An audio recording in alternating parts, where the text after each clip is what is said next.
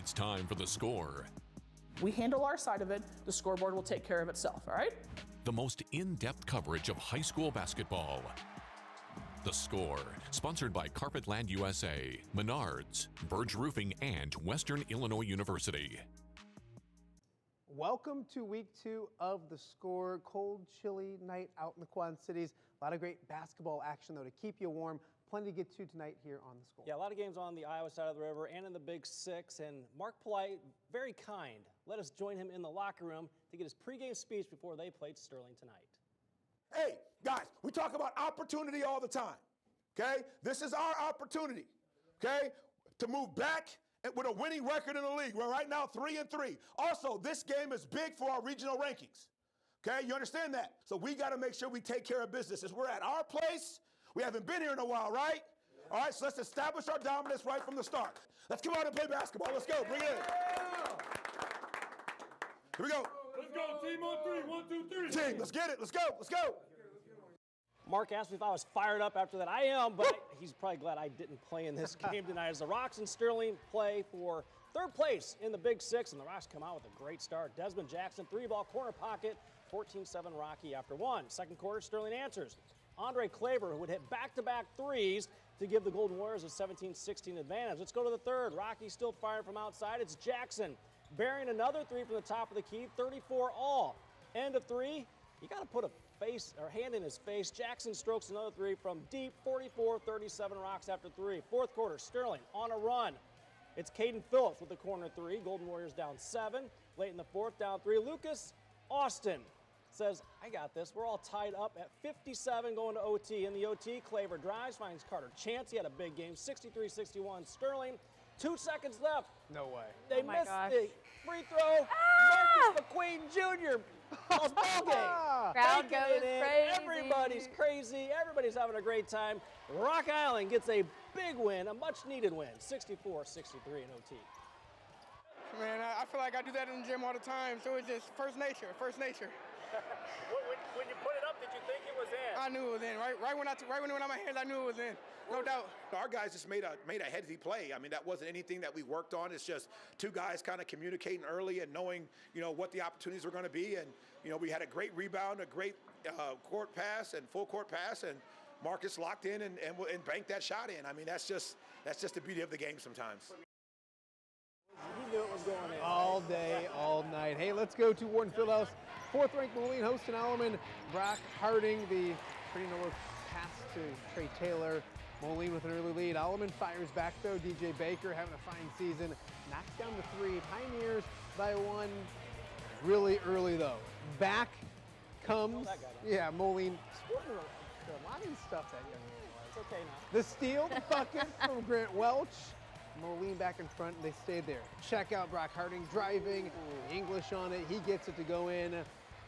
Moline by 8 at that point. Then it's Owen Freeman. You can't have one future Hawkeye without the other. This one all Moline from start to finish. They start a big couple weeks of basketball with a 81-32 victory. They get East St. Louis tomorrow night back at Wharton Fieldhouse. Let's head down to the Panther Den. UT taking on Geneseo. First quarter, it's Bristol Lewis. Sights, shoots, bullseye. UT with a quick 3-0 lead. Next trip down, it's Devontae Wright. Big night for him. He gets it. Nobody's going to check him, so he's going to dribble up and knock down the trifecta of his own. 6-0 UT in front. Then a little bit later on, Panthers up 9. It's Wright with another trifecta, but this was far from your average 3. This one put him over 1,000 points in his career. He gets the love he deserves, he gets a little celebration, gets a basketball, and Ryan Weber said he's one of his favorite players he's ever coached. They loved seeing it at Panther Den. We'll show you a final score. This one all UT as well, 86-35. Congratulations to Mr. Wright. One more score for you from the Western Big Six. Quincy stays 1 game back with a 76-31 victory over Galesburg. The number 1 rated Princeton puts that unbeaten record on the line. It's Tegan Davis. Will drive off the window and in. Tigers lead Newman 31-22 at the half. Third quarter, Tigers get airborne. Court loss and alley-oop to Davis for 2 of his 21. Later, it's Colton Monroe. scores 11. He'll go deep to Grady Thompson. The lead grows for the talented Tigers. Newman makes a push. Lucas Simpson pumps in the triple as the Comets are within 10. But Thompson, off the inbounds, makes his way to the corner for 3 of his 28. He can score inside and out. The Comets keep battling in this game. Nolan Britt drives off the window and the roll for 2. But Jason Smith's Tigers are downright amazing. Thompson, the rebound and put back +1. Tigers move to 18-0 with the 65-50 victory. Happy, humble, but eager to improve. They all know that that we need to get better, and they're very receptive to us coaches, Coach Fredericks and myself. So whatever adjustments we make, they're in tune to what's going on. We have a lot of experience. We have a lot of players who have played varsity, I guess, the last couple of years. So it definitely helps in these key moments when it's close like that. We can just keep making a gap and get to the win. There's always room for improvement. So we just every time we go back to practice, we just work harder than we did before. We got to get better every day. Princeton will play Winnebago tomorrow night. Hey, let's head to Morrison. 9th-ranked Rock Ridge checking in. First quarter, it's Landon Bowl going right to the rim. Baby Bowl. Early lead. Andy say he's a 3-time Seat League champion. I always want people to remember that. Jace Whiteman knocks down a 3. I don't know if he won all 3 with us, but I know he enjoyed a couple of them. More from Rock Ridge. This time it's Chase Newman with the layup, actually from Morrison to cut into the lead. This one all Rock Ridge from start to finish. It's Landon Bull driving and scoring 2 more and getting fouled. We'll check out the final score. It's Rock Ridge cruising in this one, 63-29, your final score. Red Hot Steamers, winners of 6 straight, hosting Polo. Starting from beyond the arc, it's Trevor Theismann. He gets the 3 to go. Steamers up by 14. Then later in the second half, Carson Jones making it look easy with the layup. It falls. Polo still down by 12, but Steamers get another one to go. The first try no good, but Ethan Price is there for the putback. That makes the 12-point ball game. And more 3s in this game. Cole Scheiper, another 3-pointer. Steamers take the lead by 11. They would go on to win it 50-36.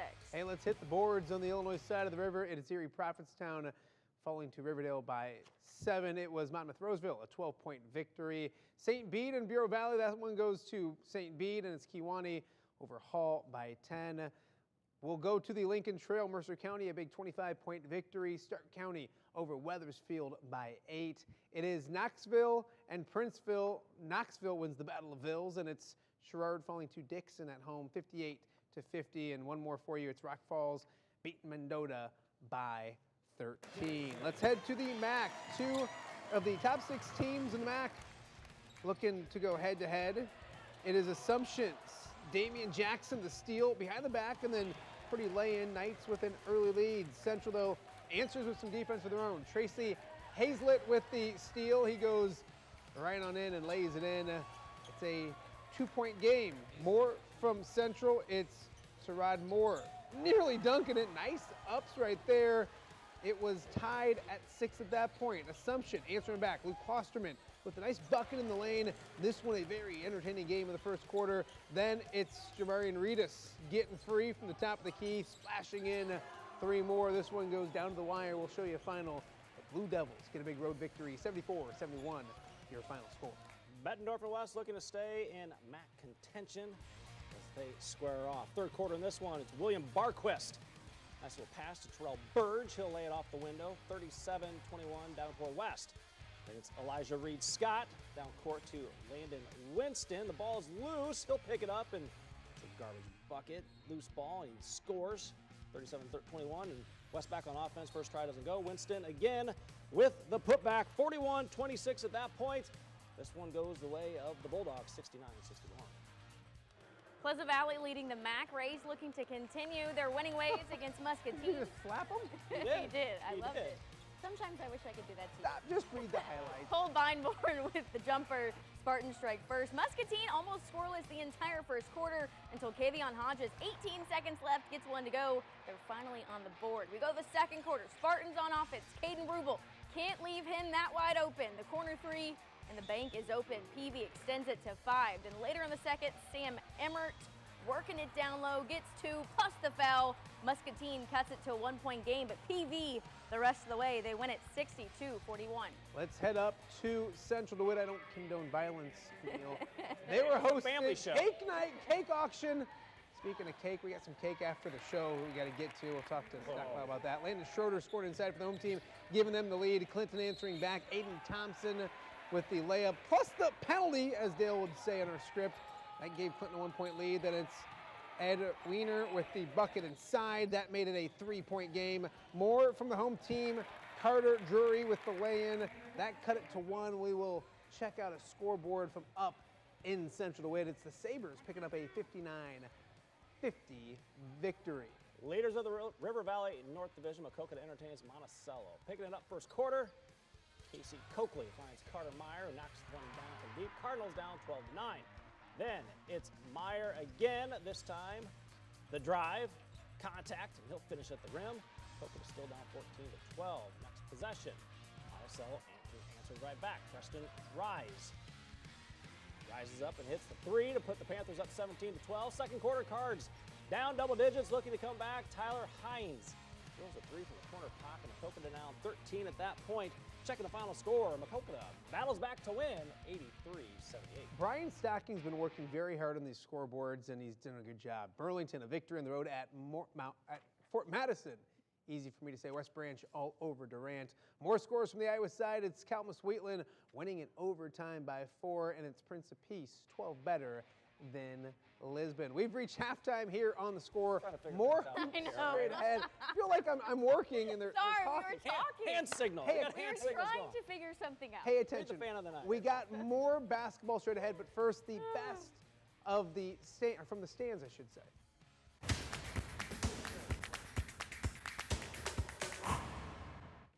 All right, and tonight's fan of the night goes to Muscatine senior drum major Brendan Steele. He's a senior at Muscatine High School going to Iowa next year for the fall, and that's tonight's fan of the night. Now we can go to break. And I was going to ask, okay, so we are going to break. Yes. So more on The Score is coming up after this. Good job. Hi, this is Chasen Randall, and when I'm back home, I check out The Score on WQAD.